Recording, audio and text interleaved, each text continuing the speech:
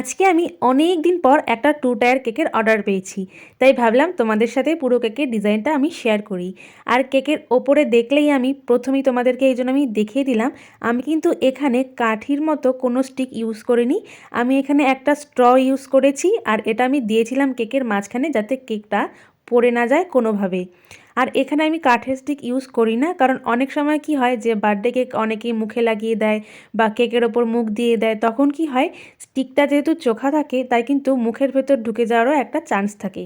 তাই আমি এই কাগজের স্ট্রটাই ইউজ করি, আর আমি তোমাদেরকে বলবো তোমরাও এই স্ট্রগুলো এখন থেকে ইউজ করতে পারো। আর এই কেকটা যে নিয়েছিল সে নিয়েছিল তার মা আর বাবার অ্যানিভার্সারির জন্য, আর পুরো কেকটাই কিন্তু সে নিজে থেকেই পছন্দ করে আমাকে বানাতে বলেছে। কেকের মধ্যে যে আমি ড্রেসটা বানালাম ওটা আমি রোজ নজল দিয়ে বানিয়েছিলাম।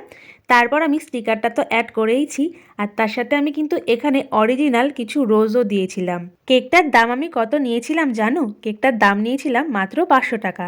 যেহেতু কাস্টমার এখানে আমাকে নিজেই ফুলগুলো এনে দিয়েছিল, আর কেকটাও কিন্তু ছিল একদমই পুচকি একটা কেক। নিচের কেকটা ছিল 1/2 পাউন্ডের মতো, আর ওপরের কেকটা ছিল মিনি কেক। আর তারপর আমি হ্যাপি অ্যানিভার্সারি একটা ট্যাগ লাগিয়ে দিলাম। কেকটা কেমন হয়েছে জানিও। আর এখানে কিন্তু আমি একটা খুব ভালো রিভিউও পেয়েছি, সেটা তোমাদের সাথে শেয়ার করলাম।